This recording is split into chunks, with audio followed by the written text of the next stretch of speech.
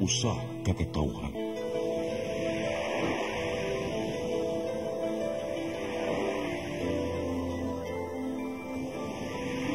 Cebu Catholic Television Network.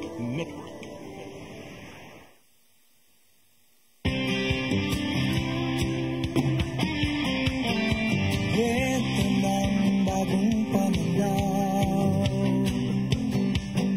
sa produksyon, malakas ang kooperasyon. Katuwang ng mga magsasaka, pamahalaan at pribadong sektor. Dadagdagan ang kaalaman sa kabuhayan, sa negosyo pahusayin ang kakayahan. Ang at bagong teknolohiya, subsidio, patubig at infrastruktura. Siguradong pagkain sa buong bansa. Masagan ang ani, mataas na kita. Good morning mga ka-agri. Welcome sa atong tulumanon sa Badong na Usab karon July 20, 2024. Lain asab nga among ihukad kaninyo karong buntaga mga ka-agri. Good morning, Che. Good morning nimo Sir Ken and sa Yes. ato ang mga viewers sa ato ang programang Ani og Kita og sa gihapon ato ang i-greet ang ato ang mga farmers and fishers who are our song heroes. Yes, dana day tay mga followers po Yes. nga daghan na to. Murag ning lapat ang ato ang mga Oo. followers sa ato ang programa. Ato sila ipang great notes. Mga shout out din so shout out day ko una ni kanang kuan Ma'am Daling Dagala kay magtanawan dai okay. siya nato no si Ma'am Daling Dagala, sinang Billy Sumalinog sa Cordoba. Good morning, good morning. Onya atong i-shout out ang mga viewers nato dinha sa Canlaon City, Negros Oriental, si Ma'am Lea Valdez and si Ma'am Andrea Canoy ug sa iyang mga kauban. Yes, taga Canlaon. Ang mga taga Bohol di ay no, taga Balilihan di kay magtan-aw sila. So good morning sa tanang taga Balilihan ug belated happy fiesta no. Wala ba kita kauli sa fiesta di ano. So good morning ninyong tanan. And nya sa tibuok na lang sa ko nag-greet na ta sa Negros and Bohol. We will also be greeting from Cebu and Siquijor Yes. and the rest of the kung asa ni maabot ang atong Si programa. Ma'am Jo Bilmi Datan di ay atong suki nga televiewers nga mananao ug magsunod gyud ni nato. Taga kuan taga Liluan, Compostela no dihang dapita. So good morning ma'am o good morning inyong tanan.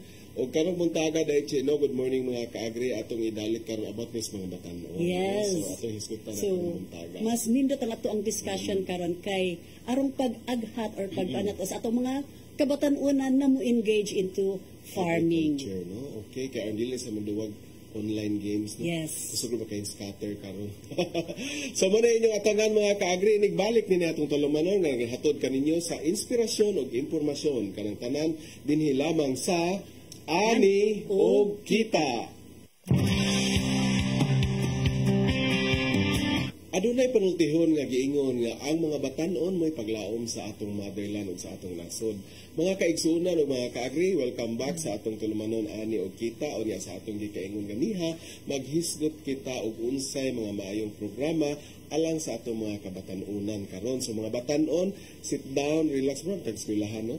So ato ning ipaila kaninyo ang atong guest karon, ang chief sa atong agribusiness industry section, si Dr. Ann Barimbao. Good morning Doc Ann. Good morning, Doc Yan. Welcome and good morning back sa tanan natong mga Okay. viewers karon, no? Mayong buntag kaninyo tanan. Ngayon, ingon ko mga ka-agri nga welcome back kay she used to be host po og mga ingon amin no. Yes. Doc Ann. So dili kay ni kana unsa nga nani kana Strange. dili kay strange nimo ni mga ingon ani no.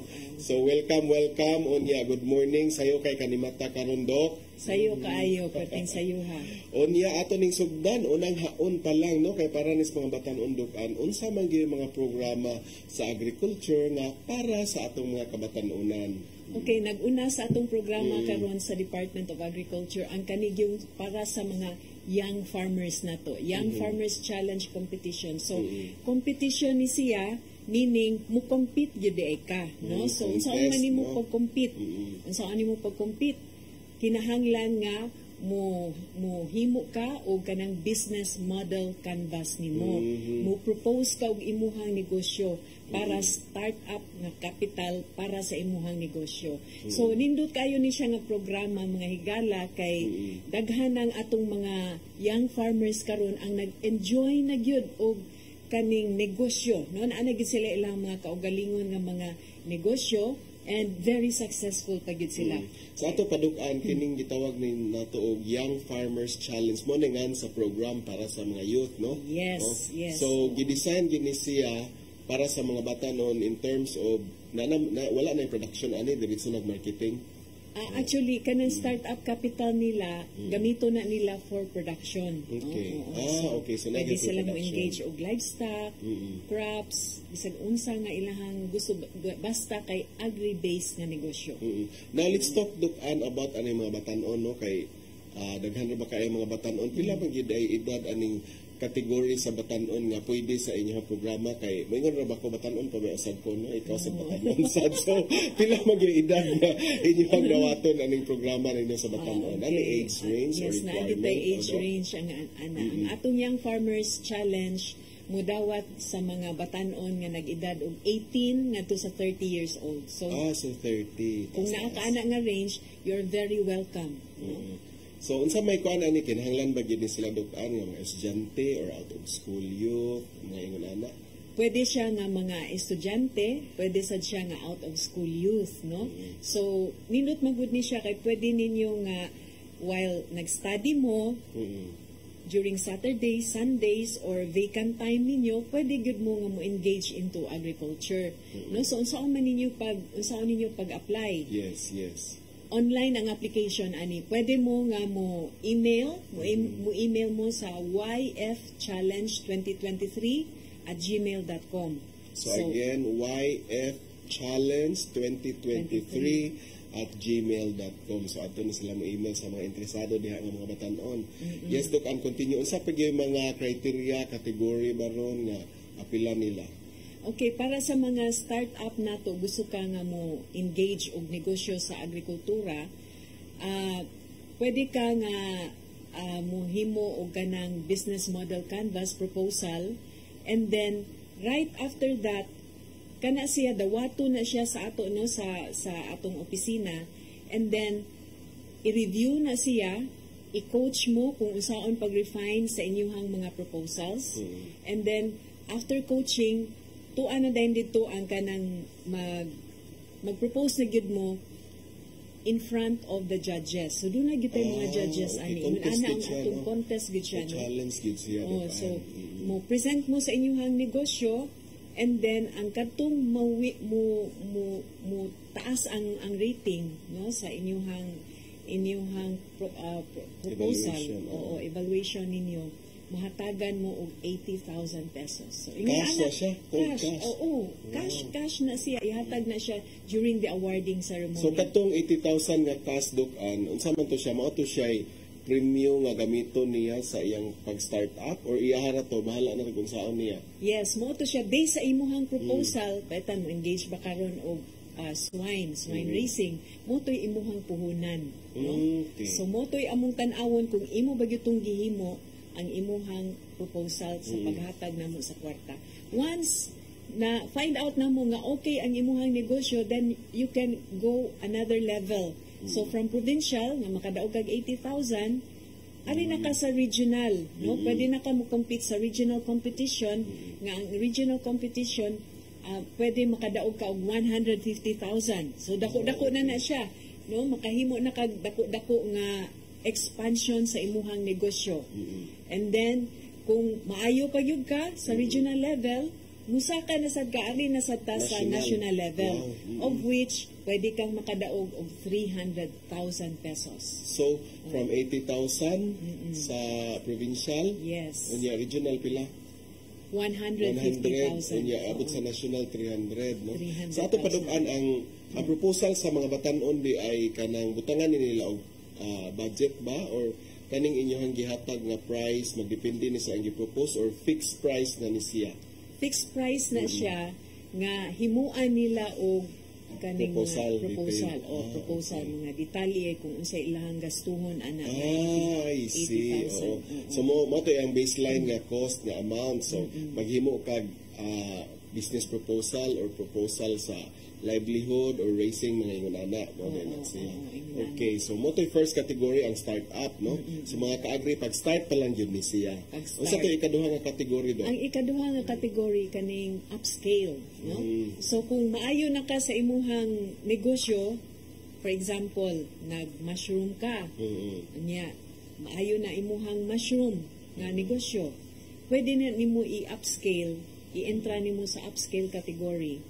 Nya dayon hatagan sad ka kung makadaog na sad ka sa upscale, hatagan ka og 150,000 and then pwede na nimo siya i-process, no? Kanang upscaling is actually into processing. So mag-process ka sa imuhang produkto, for example mushroom, i-process na nimo siya into chips ba or unsa ba nga mga anything, no? Anything about sa processing, value adding sa mushroom kay not only mushroom but anything nga imuhang Sample lang sa i-propose. ato, Sample lang siya, to ang no? mushroom. Sa ato pang startup, wala pa ni siya yung mga value adding, wala pa ni siya Wala pa, processing. So, oo. kuan pag ni purely pag ni production, no? Yes. Magbuhig manok, Yes. magbuhig baboy, magbuhig apil baka, kanding. Yes, pwede tanan. Pwede po agri-based. crops, magtanom lang siya. Pwede, Okay, pwede so gyud daghan kaayo. kayo. Kay in fact gani ang atong mga upscale nga mga winners nato, regional winners, they won 300,000.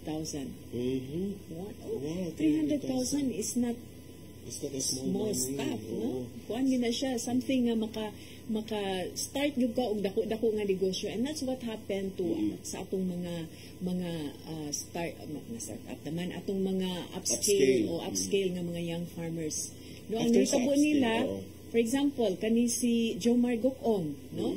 Usa ni siya sa mga winners nato, pero karon tungod sa successful niya nga story, ang iya manggong gi-engage godok yan is kaning breadfruit, no? Nag-engage siya og breadfruit, unya dayon So, sabi ko start up to doc or upscale? nagsugod siya sa Startup siya, startup. okay. Dayon ni upscale siya. Nidaog siya motong nakadaog siya og 300,000. Then karon ana siya kolo chips, kaning breadfruit chips. So Lami, gi-process no? na gid It's the nila. first nga Nga product breadfruit. sa whole Philippines on breadfruit. chips, oo. Breadfruit Chips, no? chips. Unya ang breadfruit chips niya naapagid siya lain nga mga negosyo, no, gawa sa breadfruit chips. So dako na gyud ang iyahang negosyo, and in fact ang nindot kay dalho na mo siya sa WOFEX, World Food Exposition. Expo. Oh, Wow. yes. So di man gud na dili siya gamay nga butang kung dalho na gani ka sa Mga sa exhibits, Department of Agriculture sa mga exhibits, dako gyud kaayo na nga opportunity. Wow. Interesting kay na Dok. Ano, Yes. interesting kay na mga Oh. kaagri ang istorya ni Mr. Gokong, no? Yes. Ato nang tiwason mga kaagri hisgot ang iyang istorya, inigbalik sa atong tulumanon. Mas masarap talaga pag may kasama sa buhay. Ganon din sa paglalagay ng abono sa palay. Kaya ang inorganikong pataba, dapat may organikong katambal. Kaya naman sa bukid namin, abono swak combo ang gamit namin. Sa abonong swak, makatitipid ka na. Napapangalagaan pa ang kalikasan, napapanatili ang mga sustansya ng lupa, at syempre, nakatutulong na parami ang ani. Parami tayong pwedeng pagpilian na organikong pataba. Nariyan ang composted o pinatuyo sa hangin na dumi ng hayop. Dayami, vermicompost, commercial na organikong pataba, composted o pinatuyo sa hangin na dumi, at compost. Laking tipid talaga pag pinagsama ang organiko at inorganikong abono. Makakalikasan na, napapanatili pa ang sustansya ng lupa. At higit sa lahat, tumutulong itong mapataas ang ani ko. Kaya naman, pag-abono swak na. Swak sa budget, swak sa palay. Ang African swine fever kay labihan na makatakod ug makapatay sa mga baboy. Mukanat kini pinaagi sa direktang kontak o kontaminasyon. Ang ASF makaapekto sa ating seguridad sa pagkaon o ekonomiya. Samtang wala pa ang aprobado nga bakuna o tambalino, ipatuman ang biosecurity, ang paglimpyo o pag-disinfect. Ayaw ipakaon ang inyong mga baboy o lamang. Para sa publiko, kinahanglan nga mahimong responsable sa pagpangita og Certificate of Meat Inspection o Meat Inspection Certificate. Mahimong nga i-report ugnayan sa mga lokal na otoridad kung magkasakit o mamatay ang inyong baboy. Pwede mo tawag sa ASF hotlines na 0995-132-9339 o 0920-854-3119. Bisitaha ang Bantay ASF sa Barangay Facebook page para sa dugang na kasayuran. May magagawa ako. May magagawa tayo. Let's be aware, be secure, be ASF free.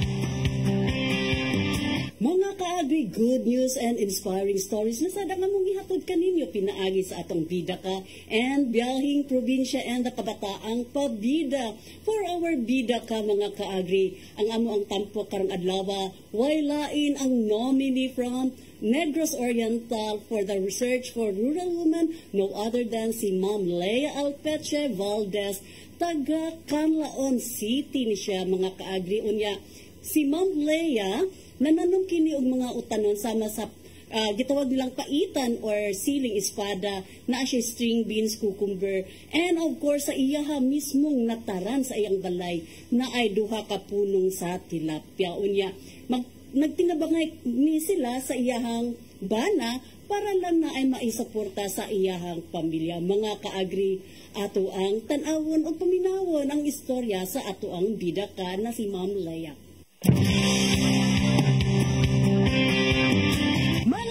Ni ami sa Canlaon City, Negros Oriental, dinhi sa Barangay Binalbagan.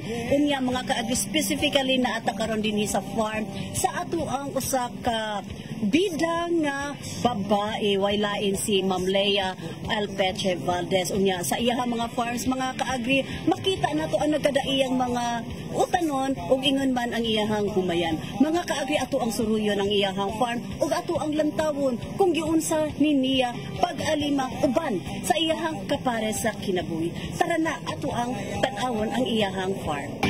Siguradong pagkain sa buong bansa, masagad ang ani, mataas na kita, maulan na buhay ng mga Mga kaagri, kauban nato karon si Miss Lea Alpeche Valdez, ang nominee sa Negros Oriental para sa Search of Outstanding Rural Woman. Ang iyahang mga gipananom or ang iyahang commodity nga iyahang gisagad nga pananom na amin na ay mga utanon sama pananglit ani amo ang gibitbit nga mga ginatawag nila ni paitan or siling espada. Ingon man na asad siya mga cucumber, string beans, bell pepper ug uban pa. Unya naasad siya mga humayan mga kaagri. Ug dinhi mga kaagri ang ilahang source of panginabuhian. Anya nagtambayayon silang mga magpiayon para lamang sa ilahang giingon nga livelihood. Maayong buntag nimo mga kaagri.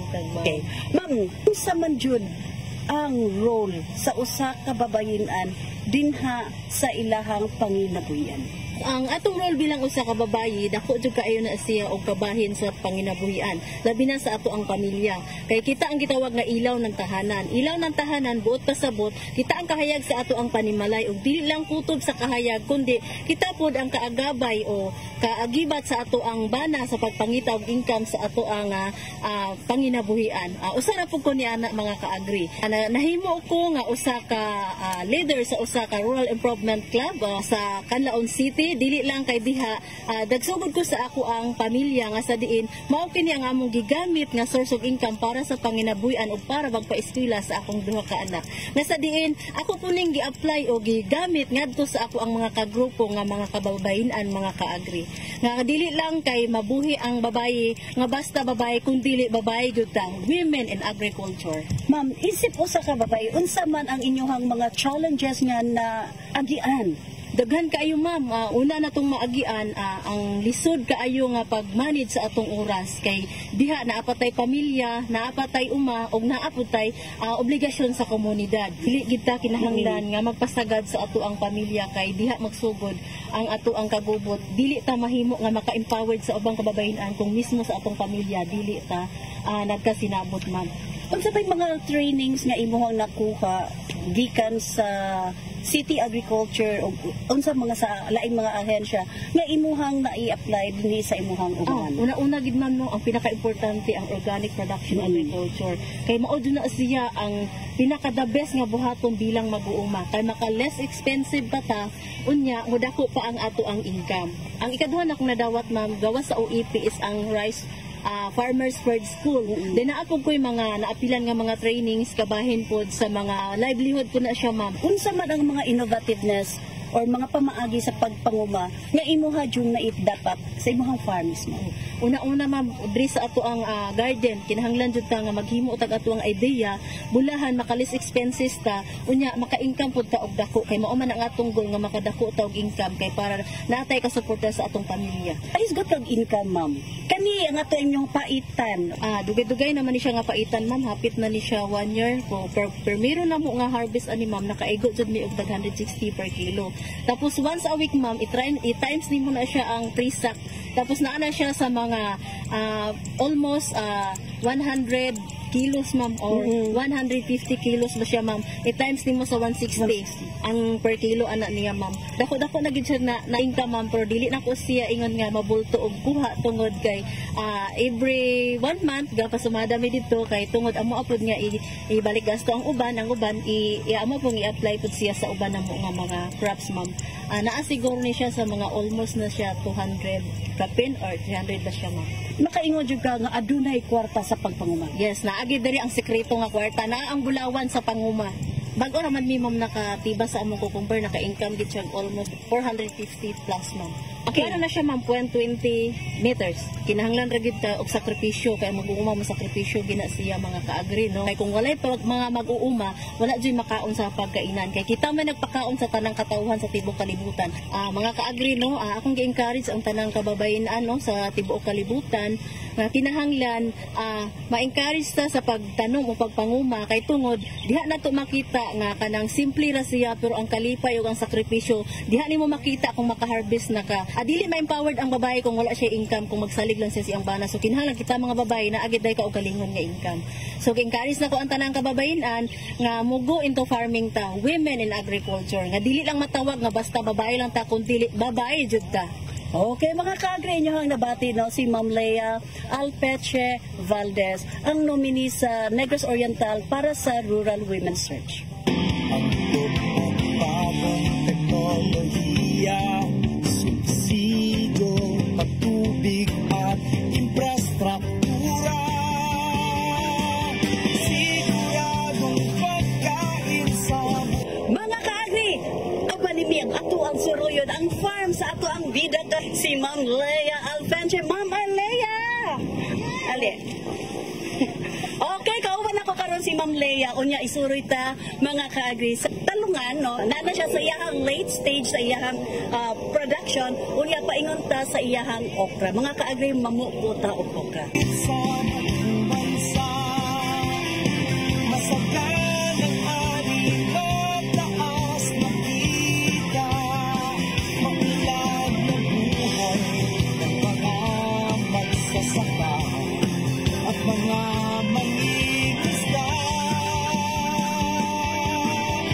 Siguradong pagkain sa Mga kaagri, anyo hadyong nabati no, ang ato ang nominee for Outstanding Rural Women dinhi sa Negros Oriental, si Miss Lea Alpeche Valdez. O sa iyang giingon no, kinahanglan ang usa ka babayinan empowered jud siya o kinahanglan nga aduna jud siya income. Nga dili lang siya magsalig sa ilahang kapare sa kinabuhi, kundi siya mismo makatindog sa iyahang pagalingong tiil para matabangan niya or aduna siya maisuporta sa iyahang pamilya ingon man sa iyahang komunidad. Dako kayo ang role sa usa ka babayinan para magmalampuson ang tibuok banay sa pamilya. Mga kaagri, ubalini sa pagingon, siya ang bida, ako ang bida, para sa Ari o Kita! Mga kaagri, nakita dyan ninyo no, ang istorya ni Ma'am Lea Valdez unya sa iyahang istorya mga kaagri.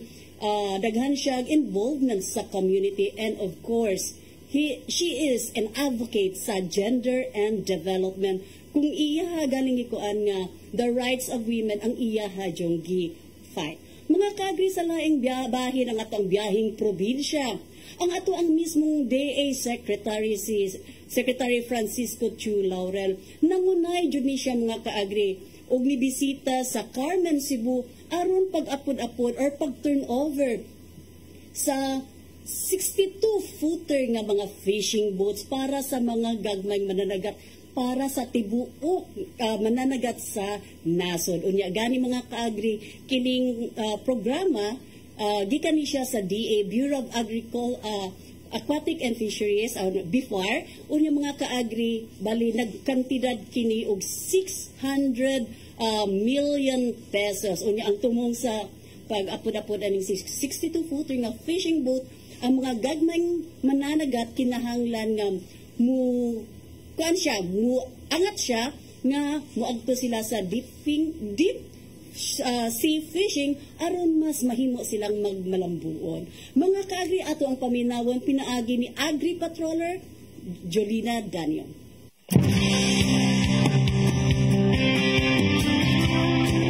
Mayong buntag sa atong mga kaagri nga naminaw og nagtanaw nato no sa ato ang programa. Aniya kita karon diri sa Carmen, Cebu. Din ato ang saksihan unyang taud-taud ang ceremonial launching sa 62-footer na fishing boats nga giapod-apod sa DA BIFAR ubos sa capacitating Municipal Fisherfolk Program.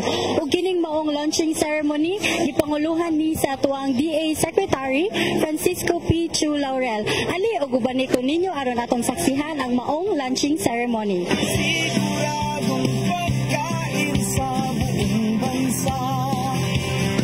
Masagan ang ani, mataas na kita. Maulan na buhay ng mga magsasaka at mga mangingisda. Siguradong pagkain sa buong bansa. Sa ngayon po ang branding niya nito is Pangisdaan sa Bagong Pilipinas. Isa po itong programa na kung saan bibigyan natin o lalawakan natin yung kakayahan ng ating mga municipal fisher folk para mas mag-improve po ang kanilang productivity at bahagi nito yung pamimigay po ng mga 62-footers fiberglass boats. No? Mas malalaki po ito, mas makakapaglayag sila ng mas malayo and we expect na mas darami yung kanilang huli. Ang mga qualified beneficiaries po nito, mga fisherfolk beneficiaries ay mga fisherfolk associations and cooperatives. And of course, maliban dyan, may mga ipamimigay din po tayong mga katibat din na mga livelihood interventions, kagaya po ng mga fish nets, mga pakura, yung mga smaller boats na kung saan yun yung maging catcher boats ng mga malalaking bangkang na to. So sa ngayon po, may natapos na kaming 15 units at ito po yung mga formally i-distribute natin during this launching. But for this year, a total of 66 units po ang ating tinatarget na mabuo niya. Ang proyekto po ito, yung mas malalaking bangka, nagkakahalagan ng more than 600 million pesos. May tatlong fisherfolk associations per region. No? Kasi hindi po individual ang beneficiaries nito. Kasi sa isang 60-footer na bangka po, ang pwedeng lumulan doon o yung mga tripulante niya ay mga nasa 30 persons. Dahil ang gusto natin mag-graduate na sa sustenance fishing, itong ating mga mangingisda, at mapunta na sila doon sa tinatawag nating enterprising activities, just like having bigger boats and of course, kailangan madugtungan natin ito ng post-harvest support. So, together with the boats are also other like yung inputs like nets, like yung engine, like yung pakura, yung hand lines for tuna fishing. So ito po yung bahagi lahat ng package natin for livelihood. Sabi ko nga, as part of the modernization, yan po mga design na yan ay customized based on the kind of waters doon sa bawat regions. Like for example, sa Batanes, mas rough ang waters, so dapat different design ng pakura ang ibigay.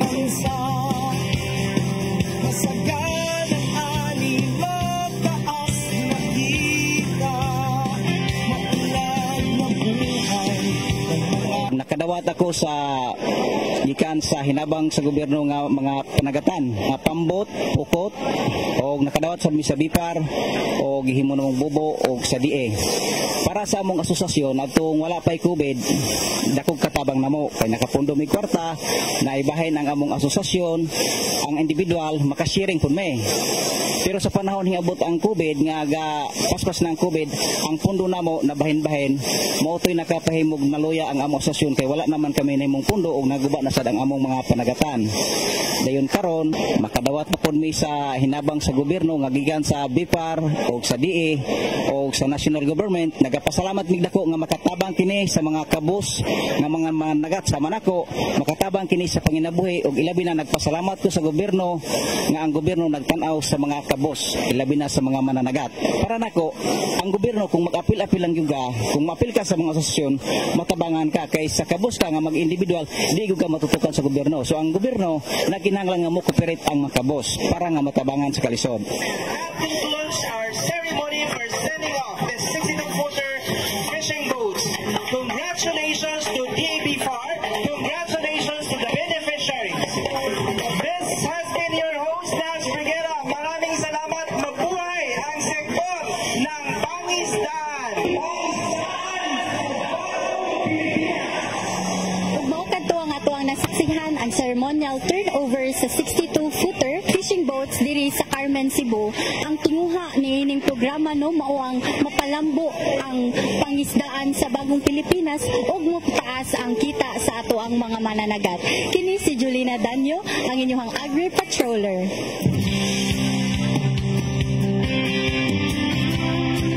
Mga kaagri, nakita dyan ninyo no, ang pag-turnover sa ato ang sekretary sa maong proyekto ug daghan kaayong nabulahan sa maong 62-footer nga fishing boats. Sa laing bahin mga kaagri, para sa atong kabataang pabida, kung ang nahisgutan kaganina about the Young Farmers Challenge, mauni ang amo ang itampo karong adlaw, diin si Kyle Bern Torion of Ubay, Bohol.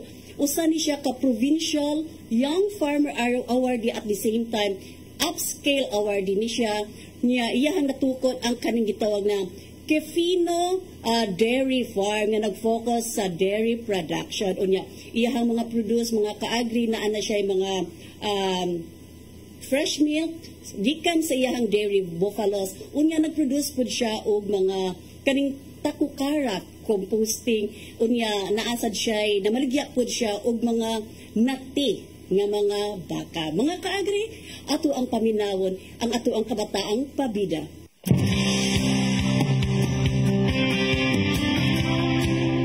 Ako diay si Kyle Bern Torion, 23 years old, sa Young Farmer Awardee. So ako diay ang tag-iya sa Kefino Dairy Farm, o ang ako ang enterprise nag-deal with dairy production, specifically sa Cabao. Ang Kefino Dairy Farm focuses on producing, the primary product niya is ang fresh milk coming from dairy buffaloes.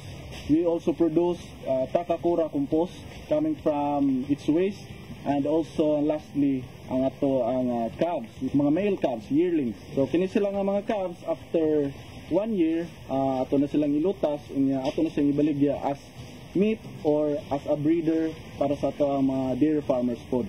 Ang vision po ng Kefino Dairy Farm is nga to lead the production of milk through innovation, efficiency, and also quality measures in Central Visayas.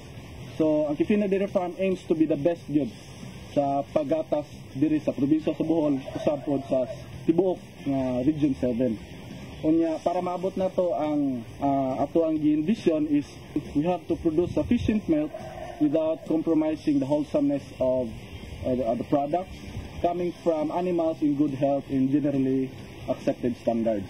Ang YFC startup day na siya ay 50 mil nga madawat, which ako gitong paningkamutan nga maapil ko aron makapalit gid ko og kabaw.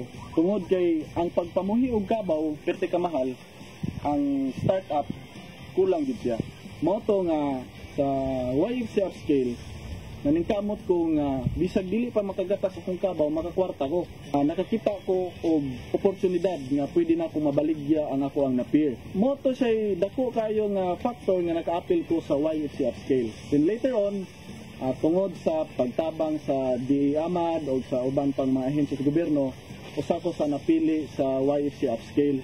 O nga karon nakadawat ko sa kantidad nga 300,000 nga gigamit nako sa pagpadako sa ako ang bunker, usab sa akong travel vehicle, unya dugang nga pangpalit sa mga kabaw.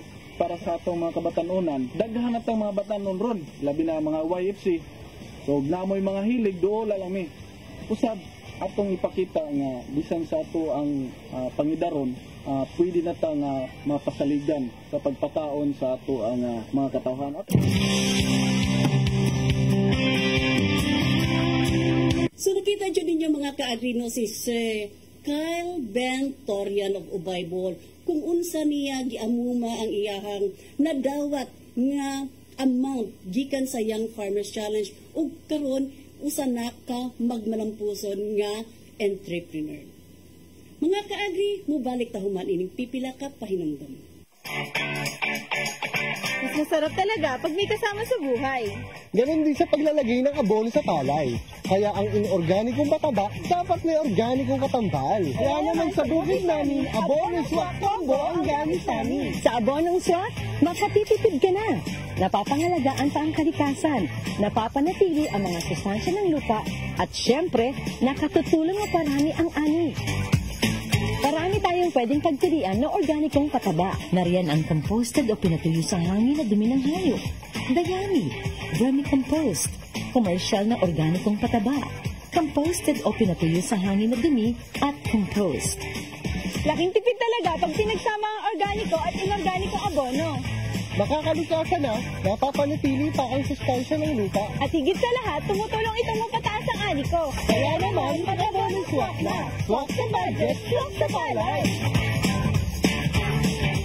Ang African swine fever kay labihan na makatakod ug makapatay sa mga baboy. Mukanat kini pinaagi sa direkta nga kontak ug kontaminasyon. Ang ASF makaapekto sa atong seguridad sa pagkaon ug ekonomiya. Samtang wala pa ang aprobado nga bakuna o tambaliino, ipatuman ang biosecurity, ang paglimpyo ug pagdisinfect. Ayaw ipakaon ang inyong mga baboy ug lamang. Para sa publiko, kinahanglan nga mahimong responsable sa pagpangita og Certificate of Meat Inspection o Meat Inspection Certificate. Mahimong ma-report bayon sa mga lokal na otoridad kung magkasakit o mamatay ang inyong baboy. Pwede mo tawag sa ASF hotlines na 0995-132-9339 o 0920-854-3119. Bisitaha ang Bantay ASF sa Barangay Facebook page para sa dugang nga kasayuran. May magagawa ako. May magagawa tayo. Let's be aware, be secure, be ASF free.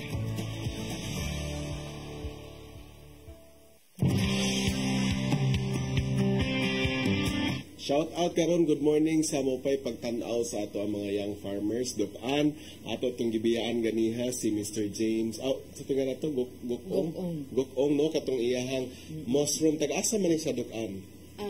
Naani siya nagpuyo karon diri sa Cebu, no? Taga Cebu ni siya, taga Bugo. Unya, dayon, daghan manggod kaayo ang iyang concept manggod is daghan kaayo yung breadfruit, no? Daghang breadfruit unya nakanindot sa iyahang proposal is that pwede siyang mahimong alternative sa rice. Di ba nihit ang rice, mahal ang rice? Pero daghan ang atong local nga alternative, no? Nga pwede gyud nga tong makaon instead nga mukaon tag rice nga mahal, ari na lang ta sa breadfruit kay nagkalat na idaghan sa atong environment. Kanang wa kaila sa breadfruit na mao ni say kulo, no? Mao ni say gitawag kulo lami kay ni dukan ako nakakaon ko ani pwede ni mo i-fry murag isugba. Isugba, lungadon butang tuno. Yes, lami kayo daghan kay kag mahimo, no? Sa breadfruit. So nani daghan dito sa ilaha dapat? May daghan dito sa ilaha. Nya karon nag-advocate siya nga mas mudaghan pa gyud og tanom ang iyang mga silingan, no? Kay kung gamay ra iyang luna gusto niya nga na ay daghan nga mananom og breadfruit haron siya mo palit sa ilahang mga process, siya iyahang i-process niya sa pagkakaron ang iyahang produkto iyahan ang giayo na niya og package, no? Gitabangan na namo sa Department of Agriculture kung saon nga mo ma-enhance ang iyahang produkto. So gitudluan siya sa packaging, nindot na ang iyahang packaging, unya karon amo na siyang i-appeal ngadto sa WOFEX. Wow, So, WOFEX gyud nakaabot ki sa WOFEX. no? Dili lalim nga maabot ka anang WOFEX. World Food Exposition by Yes. Asia. Ato sa Ibaw ka Manila. kung maabot ka, sa Manila. Kung maabot ang imuhang produkto dito sa WOFEX, dako kayo ka o kaning opportunity, no? Oo. Kay nga naman, ang imuhang exposure dito is not just local, no? International. International. So pwede nga dunay mga Yes, Japanese dito nga makakita sa imong market, we are interested in your product. So pwede nga dalhon ang imuhang produkto nga to sa ilahang sa ubang nasod. So that means expansion, no? That means more income. So mo na siya nga nindot jud kaayo nga mo engage gyud ta, mo appeal gyud ang mga kabatan-una nato ini nga opportunity sa Young Farmers Challenge Competition. Yes, so mo na mga ka-agri kamo mga batan-on diha, no? Kuhaan na itong inspirasyon ni si Mr. Gokong. Let's talk about Mr. Gokong Dukan in terms of personal niya ba nga. Di tayo, ato sa ning siyang marites gamay. Mahilig. Sa siya, pila may edad niya, Dukan. He's only, ba ni siya? yes, he's only 24 years old. Wow, imagine 24? Oo, niya, single pa. Wow. Oo. Niya, ang nakanindot lang yun niya is that he has a passion na to do enterprise sa agriculture. Kaya he loves agriculture because he's a farmer. So muna nga, nagtubo man gud siya sa rural area. Muna nga gusto siya nga ma-enhance gyud ang iyahang naagi siya vision gyud para sa iyang family, no? Kay nagtubo siya nga kana bang dili gyud haruhay, no? Ang iyahang panimuyo. Pero nag-eskwela na siya, Dukan? Nag-eskwela siya, nag-eskwela siya. So karon man na siya gi-eskwela, so karon maka-focus na gid siya sa iyang business. Yes, sa iyang business. So engaging in an agriculture business nga kana bitang duna kay suporta sa gobyerno. Nindot jud kayo ang feeling. No ingon ana ang feeling niya nga wala gyud siya pasagdi, no?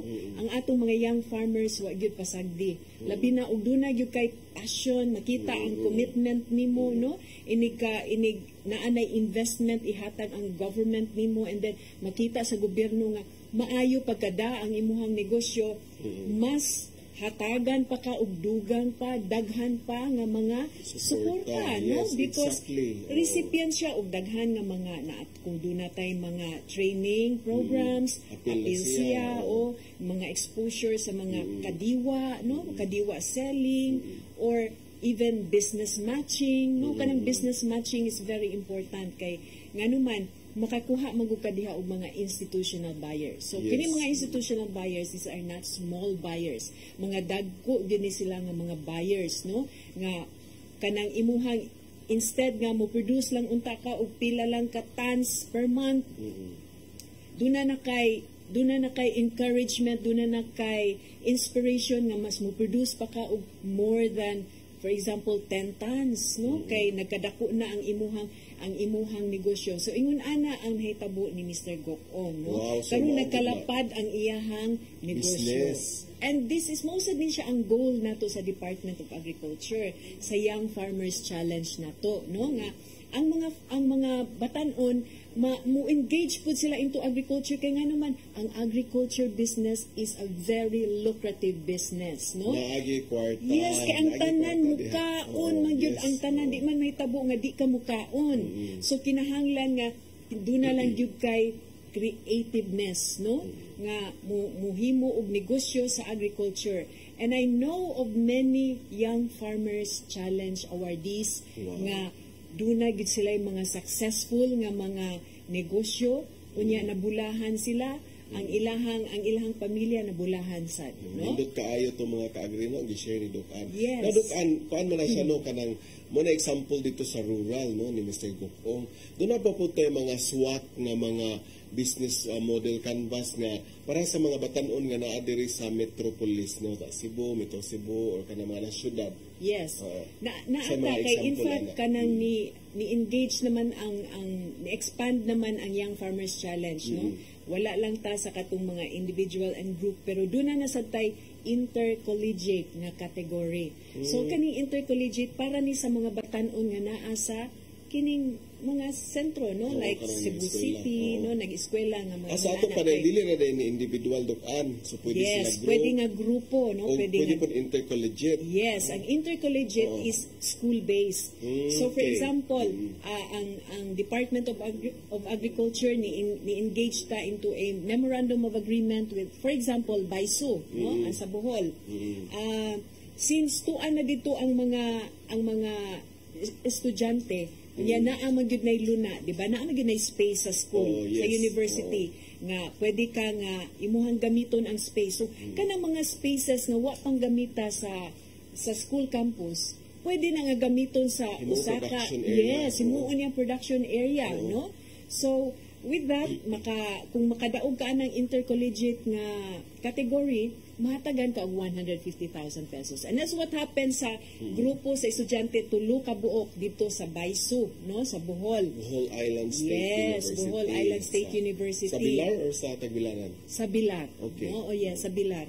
So, dito sila, nag-engage sila og crop production, and right now, ongoing na ang ilahang project. So, this is something, no? This is something to look for, nga kanang makita nato ang passion sa mga estudyante nga yes, we can do it at school. Dili lang di ay nga dito ra sa balay kay usahay man gud ang mga estudyante nga ang ilahang home base, ang ilahang ang project nila is home base, usay di makabubo, no, kay tuwa sa eskwelahan kanunay. So karon this time Gidahan na gyud sa eskwelahan. gidahan na gyud dito sa eskwelahan, no? unahan na gyud dito kung wala kay time nga na kay Kaya extra study time. ka. Oh yes, pwede nimong mabubuan nimo dito, imong ma-check imuhang mga tanom. So ingon ana ang atong pamaagi karon, we're really looking for something ato yung mapahaluna, no, ang kana yung ang mga gusto bitaw sa atong mga estudyante. So wala nagi mga makalihayan ang mga batan-on dukan kay Yes. atong school Oo, pwede oo.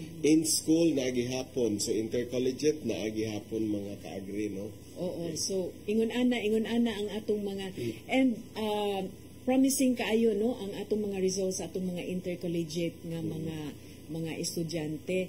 And right now, we are looking for other mga campuses, no, nga makahimo og memorandum of agreement with us aron ang katong ilahang mga estudyante maka-appeal gyud sa atong mga intercollegiate nga category na. Yes, so mao na nun nindot kayo atong intercollegiate, so mga kaagri dili lang di ay individual, dili lang di ay group, dili lang di ay out of school, pero naapod tay intercollegiate, no. So ato nang hisgutan sa pagbalik sa ani og kita.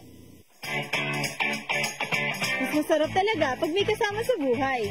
Ganon din sa paglalagay ng abono sa palay. Kaya ang inorganikong bataba, dapat may organikong katambal. Kaya naman sa bukid namin, abono swak combo ang gamit namin. Sa abonong swak, makatitipid ka na. Napapangalagaan pa ang kalikasan, napapanatili ang mga sustansya ng lupa, at syempre, nakatutulong maparami ang ani. Marami tayong pwedeng pagpilian na organikong pataba. Nariyan ang composted o pinatuyo sa hangin na dumi ng hayop. Dayami, vermicompost, commercial na organikong pataba. Composted o pinatuyo sa hangin na dumi at compost. Laking tipid talaga pag pinagsama ang organiko at inorganikong abono.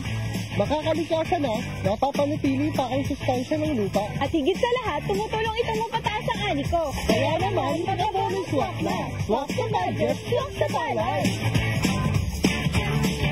Ang African swine fever kay labihan nga makatakod ug makapatay sa mga baboy. Mukanat kini pinaagi sa direkta nga kontak ug kontaminasyon. Ang ASF makaapekto sa atong seguridad sa pagkaon ug ekonomiya samtang wala pa ang aprobado nga bakuna o tambalino. Ipatuman ang biosecurity, ang paglimpyo ug pagdisinfect. Ayaw ipakaon ang inyong mga baboy ug lamang. Para sa publiko, kinahanglan nga mahimong responsable sa pagpangita og Certificate of Meat Inspection o Meat Inspection Certificate. Mahimong ma-report bayon sa mga lokal na otoridad kung magkasakit o mamatay ang inyong baboy. Pwede mo tawag sa ASF hotlines na 0995-132-9339 o 0920-854-3119. Bisitaha ang Bantay ASF sa Barangay Facebook page para sa dugang na kasayuran. May magagawa ako. May magagawa tayo. Let's be aware, be secure, be ASF free.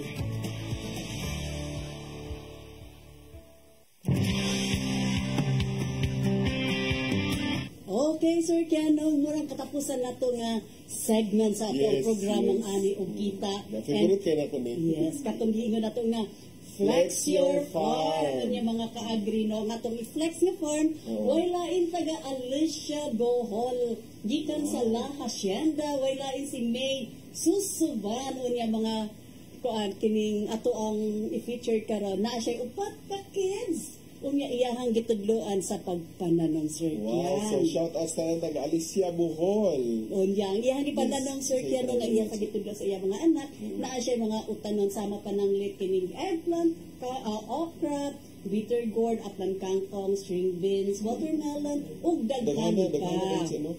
So, unsa ni siya kanang housewife ni siya or working mother? Professional siya. Okay. She is a graduate of agriculture and of course, ang nindot na reflect siya sa iya farm kay isa siya ka agriculturist and the rice coordinator sa lungsod sa Alicia. So she's walking the talk. Yeah. Nindot na nga, walk your talk. Oh, yes. So, iya po nang i-apply sa ilaha para nagi makita nga agriculturist with siya. Yes. So, okay. Nakanindot siya kay iya hadjud siyang paningkamutan kay ang iyang gusto nga healthy o tanong fresh ang iyang mga pagkaon. Kaya naaraman sa ila.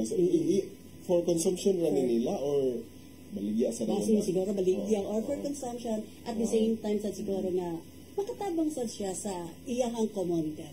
Wow, so nindot kaayo no si Miss, kisa na siya? Miss May Susban. May Susban from Alicia Bohol.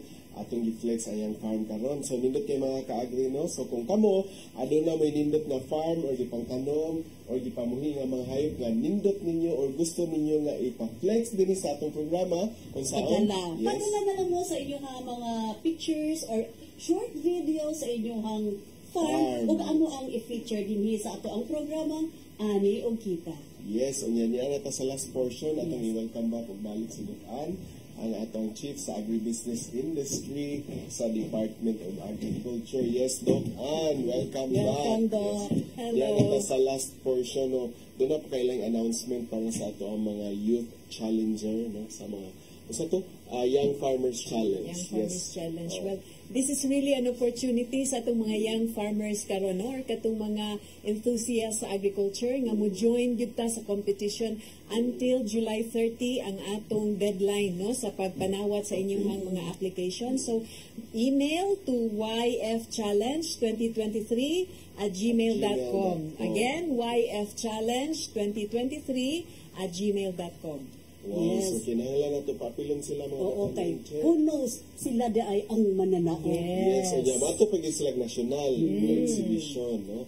Unya kwarta pag yun nga task, no. Yes. So naatay pila to ka category Doc Ann? Tulo ka categories, no, YFC, upscale ug ang intercollegiate category. So pili mo ato. Okay. So atong giawag ang ato ang mga youth karon na magpadala sa ilahang business model canvas aron pag-appeal sa atong Young Farmers Challenge. Alright, so para ginis mga batan-on ninyong tanan, kay para inyo yung sumban ang inyong paglaom sa atong nasod. So dinhi mga kaigsunan, mga kaagri, napupusasab ang lain natong edisyon sa atong tulumanon na magdala kaninyo og inspirasyon ug impormasyon kanang tanan dinhi lamang sa Ani og Kita.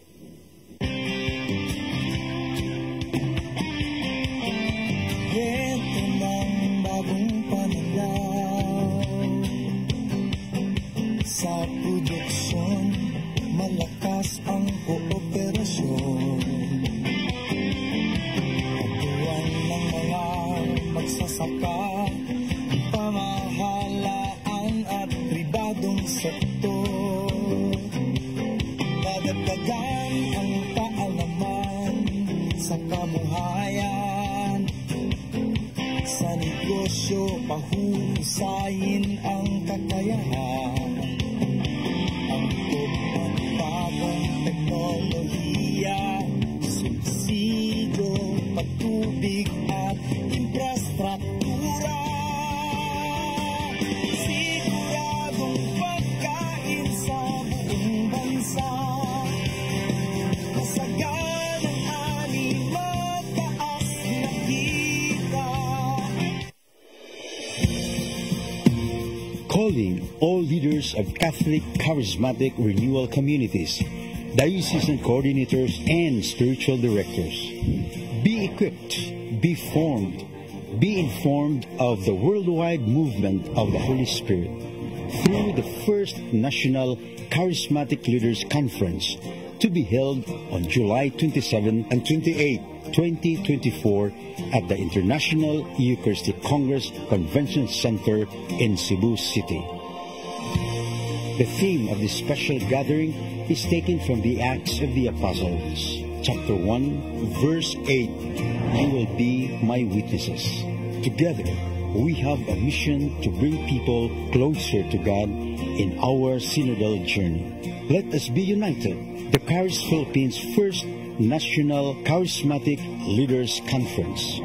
Be inspired by speakers from Charis International, Shane Bennett and Cyril John, together with charismatic theologian Moses Catan and Filipino lay leader June Cruz. Grow in faith, fellowship, and leadership, and be part of something extraordinary. Charis Philippines First National Charismatic Leaders Conference. Register now and witness the power of the Holy Spirit. Everything I need is found in you. Found in you, Jesus. Deadline for registration is June 30, 2024.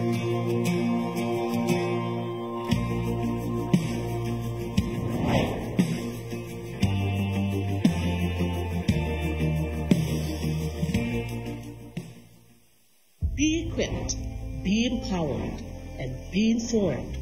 Charis Philippines. 2 national events will be held in Cebu City this year. First is the Charis National Leaders Conference, a gathering of spiritual directors, diocesan coordinators, and all leaders of charismatic communities on July 27 and 28, 2024 at the IEC Convention Center. For this first ever gathering of Charis Philippines leaders, Moses Catan and June Cruz will be joined by renowned Charis international speakers Shane Bennett and Cyril John. The event will be hosted by Couples for Christ in Cebu with the theme, You Will Be My Witnesses, Acts chapter 1, verse 8. Registration